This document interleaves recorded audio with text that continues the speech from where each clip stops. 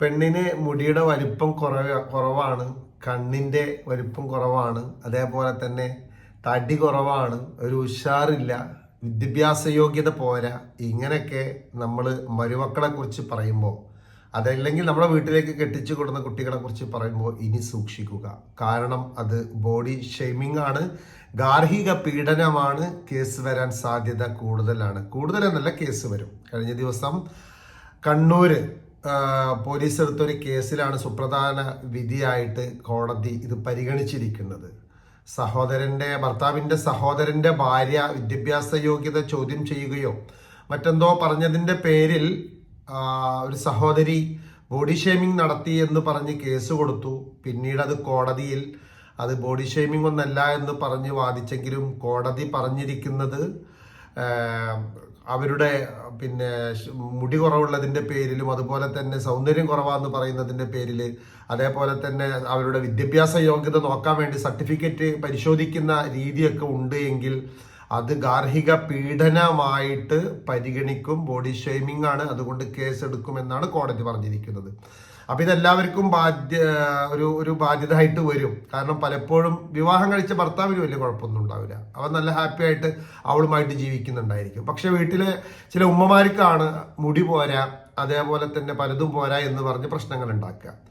അതേപോലെ തന്നെ വിദ്യാഭ്യാസ യോഗ്യത, സ്വർണത്തിന്റെ കാര്യങ്ങൾ, കിട്ടിയ സ്വർണം കുറവാണ്, അതുപോലെ തന്നെ ഇത്രയൊന്നല്ല വിചാരിച്ചിട്ടുള്ളത്. സത്യത്തില് ഈ ഉമ്മമാർക്ക് അല്ലെങ്കിൽ കുറ്റപ്പെടുത്തുന്ന അമ്മായിമ്മമാർക്ക് ഈ കിട്ടിയ സ്വർണം കൊണ്ട് യാതൊരു ഉപകാരം ഉണ്ടാവില്ല. അത് എത്ര തന്നെ സ്ത്രീധനം കിട്ടിയാലും അത് ചെക്കന്മാർ പലപ്പോഴും അടിച്ചു പൊളിക്കാനും ബിസിനസ്സിനും വേണ്ടിയിട്ട് എടുത്തിട്ട് അതങ്ങ് കളയും. പക്ഷെ അതിന്റെ പേരിൽ പലപ്പോഴും പ്രശ്നമുണ്ടാകുന്നത് വീട്ടിലെ ഉമ്മമാരോടാണ്, അല്ലെങ്കിൽ അമ്മായിമ്മമാരോടാണ്.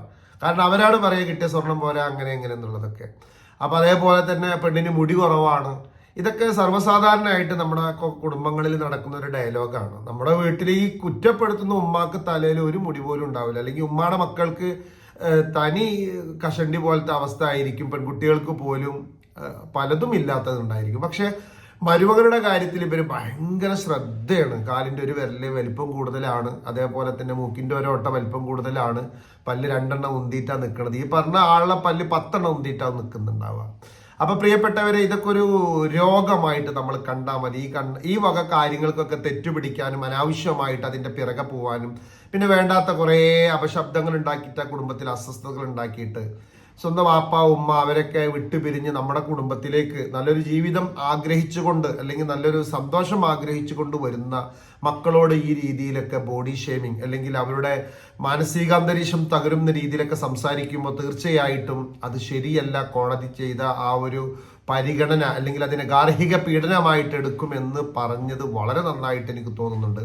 കാരണം പലപ്പോഴും നമ്മുടെ ക്ലിനിക്കിൽ വരുന്ന പല കേസുകൾ എടുത്തു നോക്കിയിട്ടുണ്ടെങ്കിൽ ഒരു രീതിയിലും പറയാൻ പറ്റാത്ത വാക്കുകളൊക്കെയാണ് പലപ്പോഴും പല ഉമ്മമാര് പറഞ്ഞ് ബുദ്ധിമുട്ടിക്കുന്നത്. ആ കുട്ടിയെ കാണാൻ വേണ്ടി പോയ പയ്യൻ ആ കുട്ടിയെ പരിപൂർണമായി ഇഷ്ടപ്പെട്ട് വിവാഹം ചെയ്തതായിരിക്കാം. പക്ഷെ വിവാഹം കഴിഞ്ഞതിന് ശേഷം പല ഉമ്മമാരും പറയും, ഞങ്ങൾക്ക് ആർക്കും താല്പര്യം ഉണ്ടായിരുന്നില്ല, അവന്റെ ഒരു ഇഷ്ടത്തിനാണ്. നിങ്ങൾക്ക് എന്തിനാണ് ഇത്ര വലിയ താല്പര്യം? അവരാണ് കൂടെ ജീവിക്കുന്നത്, മറ്റുള്ള പ്രശ്നങ്ങളൊന്നും ഇല്ല എങ്കിൽ നിങ്ങളുടെ ഇഷ്ടം എന്താണ്? അതാ മനസ്സിലാവാത്തത്. നമുക്ക് എന്തിനാണ് അതിൽ കൂടുതൽ കൈകടത്തേണ്ട ആവശ്യം? ആ കുട്ടി കുടുംബത്തിൽ വന്ന് നല്ല രീതിയിൽ അവരോടൊത്ത് ജീവിക്കുന്നു, അവരുടെ കാര്യങ്ങളൊക്കെ നടക്കുന്നു, വേണ്ട രീതിയിൽ നമ്മുടെ കുടുംബത്തിന്റെ കാര്യങ്ങളിൽ നല്ല രീതിയിൽ ഇടപഴകുന്നു എങ്കിൽ അനാവശ്യമായിട്ട് മുടിയുടെ കാര്യങ്ങൾ പറഞ്ഞിട്ടും, അതേപോലെ തന്നെ അവിടെ കുറവാണ് ഇവിടെ കുറവാണെന്ന് പറഞ്ഞിട്ട് പ്രശ്നങ്ങൾ ഉണ്ടാക്കിയിട്ട് എന്താണ് നമുക്ക് അതിൽ നിന്ന് കിട്ടുന്നത്? ഇനിയെങ്കിലും ഒരു തിരിച്ചറിവിലേക്ക് വരട്ടെ. കുറെയൊക്കെ ഫാമിലി അതിൽ നിന്ന് രക്ഷപ്പെട്ടു പോന്നിട്ടുണ്ട്. ഒരു കാടൻ സ്വഭാവത്തിൽ നിന്ന് ഒരുപാട് ഫാമിലികളൊക്കെ മാറിയിട്ടുണ്ട്. പക്ഷെ പലപ്പോഴും പല ഫാമിലികൾക്ക് ഇപ്പോഴും ആ ബോധം ഇല്ല എന്നുള്ളതാണ്. വിവാഹം കഴിച്ച ഭർത്താവിന് യാതൊരു കുഴപ്പമുണ്ടാവില്ല, പലപ്പോഴും മാമനക്കായിരിക്കും പ്രശ്നം. ഭർത്താവിന്റെ ഉമ്മയുടെ സഹോദരനൊക്കെയാണ് വന്ന് പ്രശ്നം ഉണ്ടാക്കുന്ന ആളുകൾ. ഇവരുടെ ഇടയിൽ തീരുമാനം എടുക്കുന്നതാണ്. കുറച്ചൊക്കെ നാണും മാനും ഉസിരും പുളിയും വേണം എന്ന് പറയുന്ന പോലെ കുറച്ചൊക്കെ ഉസിരും പുളിയും വേണ്ടേ? സ്വന്തം കുടുംബത്തിലെ അദ്ദേഹത്തിന്റെ മക്കൾ അല്ലെങ്കിൽ ഭാര്യയൊക്കെ വളരെ വഴിവിട്ട ജീവിതം നടക്കുമ്പോഴാണ് കയറി വന്ന മരുമക്കളെ പല രീതിയിൽ ഉപദേശിക്കുവാനും അവരുടെ കാര്യങ്ങൾ നോക്കുവാനും. സ്വന്തം മകൾ അല്ലെങ്കിൽ ഭാര്യ വളരെ മോശമായിട്ട് വസ്ത്രധാരണ ചെയ്ത് നടക്കുന്ന അന്തരീക്ഷം ഉണ്ടായിരിക്കും, അല്ലെങ്കിൽ സ്വന്തം ഉമ്മ പോലും വളരെ മോശം രീതിയിലാണ് വസ്ത്രധാരണ ചെയ്തിട്ടുണ്ടായിരിക്കുക. എന്നിട്ട് കയറി വന്ന കുട്ടി പറുതട്ടില്ല, കണ്ണ് മറിച്ചില്ല, മൂക്ക് മറിച്ചില്ല, അവിടെ മറിച്ചില്ല ഇവിടെ മറിച്ചില്ല എന്ന് പറഞ്ഞ് പ്രശ്നം ഉണ്ടാക്കുന്നുവെങ്കിൽ അത് അവളും അവളെ വിവാഹം കഴിച്ച ഭർത്താവും തമ്മിലൊക്കെ ആവട്ടെ. അവരാണ് അവരുടെ ജീവിതം തിരഞ്ഞെടുത്തത്, അവരാണ് ആ കാര്യത്തിലൊക്കെ തീരുമാനങ്ങൾ എടുക്കേണ്ടതും. വെറുതെ അനാവശ്യമായിട്ട് നമ്മൾ അവിടുന്ന് ഇവിടുന്ന് ഓരോ പ്രശ്നങ്ങൾ ഉണ്ടാക്കിയിട്ട് ആ കുടുംബ ജീവിതത്തിന് എന്തിനാണ് മനോഹരമല്ലാത്താകുന്നത്? അത്രയും പ്രശ്നങ്ങൾ ഉണ്ടാക്കിയിട്ട് എന്താണ് നമുക്കതിൽ നേടിയെടുക്കുവാനുള്ളത്?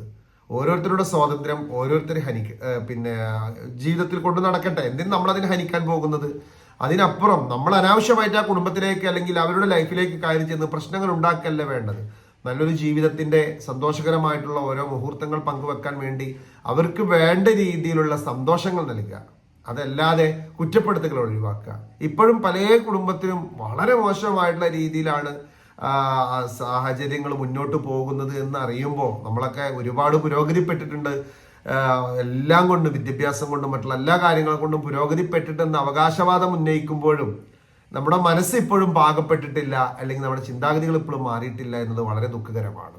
പിന്നെ നമ്മൾ മനസ്സ് ക്ലിയർ ആക്കാതെ കുറെ വേഷഭൂഷാദികൾ കെട്ടിക്കൂട്ടിയിട്ട് അല്ലെങ്കിൽ ഭയങ്കരമായിട്ട് ആത്മീയ താളമാണെന്ന് പറഞ്ഞിട്ട് വലിയ കാര്യമൊന്നുമില്ല. നമ്മുടെ ആത്മീയ താളത്തിലൂടെ മുന്നോട്ട് പോകുമ്പോൾ നമ്മുടെ മനസ്സിന് വലിയ മാറ്റം വരണം. നമ്മുടെ മനസ്സിന് യാതൊരു മാറ്റവും വരാതെ നമ്മുടെ കയ്യിൽ എന്തെങ്കിലും തസ്ബീഹ്മാല പിടിച്ചതിന്റെ പേരിലോ അതല്ലെങ്കിൽ എന്തെങ്കിലും ഒരു ദിക്റുകുട്ടിയൊക്കെ പിടിച്ചതിന്റെ പേരിലൊന്നും വലിയ സംഭവമാണ് എനിക്ക് തോന്നുന്നില്ല. നമ്മുടെ മനസ്സിൽ മാറ്റം വന്നിട്ടുണ്ടെങ്കിൽ അതിനനുസരിച്ചുള്ള സ്നേഹവും സന്തോഷവും കരുതലും മറ്റുള്ളവരോടും ഉണ്ടാകുമെന്നാണ് ഞാൻ മനസ്സിലാക്കിയിട്ടുള്ളത്. അതില്ലാതെ നമ്മൾ ഈ രീതിയിലൊക്കെ ബോഡി ഷെയ്മിങ് നടത്തുക, വിദ്യാഭ്യാസ യോഗ്യത പരിശോധിക്കുക, കെട്ടിക്കൊടുത്ത ആ ഒരു ഭർത്താവിന് അത്ര വലിയ പ്രശ്നമൊന്നും അതിലുണ്ടാവില്ല. പലപ്പോഴും ഭർത്താവിന്റെ സഹോദരിമാരാണ് ഈ എത്ര വരെ പഠിച്ച് എവിടെ തോറ്റി അതിന്റെ സർട്ടിഫിക്കറ്റ് കാണട്ടെ, ഒറിജിനൽ നോക്കട്ടെ, അങ്ങനെയാണ് ഇങ്ങനെയെന്ന് പറഞ്ഞ് പല പ്രശ്നങ്ങളിലേക്ക് പോയിക്കൊണ്ടിരിക്കുക. ഇതൊക്കെ തീർച്ചയായിട്ടും നമുക്ക് നിലനിൽപ്പിനെ ബാധിക്കുന്നതാണ്, ഒരുപാട് തെറ്റിദ്ധാരണകൾ പരത്തുന്നതാണ്. അതുകൊണ്ട് ഒന്ന് ശ്രദ്ധിക്കുക. ഇത്രയും പ്രശ്നങ്ങൾ കേസായിട്ട് പരിഗണിക്കും, ഗാർഹിക പീഡനമായിട്ട് പരിഗണിക്കും. കണ്ണൂർ പോലീസ് എടുത്ത ഒരു കേസിലാണ് സുപ്രധാനമായിട്ടുള്ള വിധി കോടതി പുറപ്പെടുവിപ്പിച്ചിട്ടുള്ളത്. ഒന്ന് ശ്രദ്ധിച്ചിട്ടുണ്ടെങ്കിൽ നമുക്കൊക്കെ ഉണ്ട തിന്നാതെ മുന്നോട്ട് പോവാമെന്ന് ഓർമ്മപ്പെടുത്തുന്നു. ഒത്തിരി സ്നേഹത്തോടു കൂടി റസാനിസാണ്.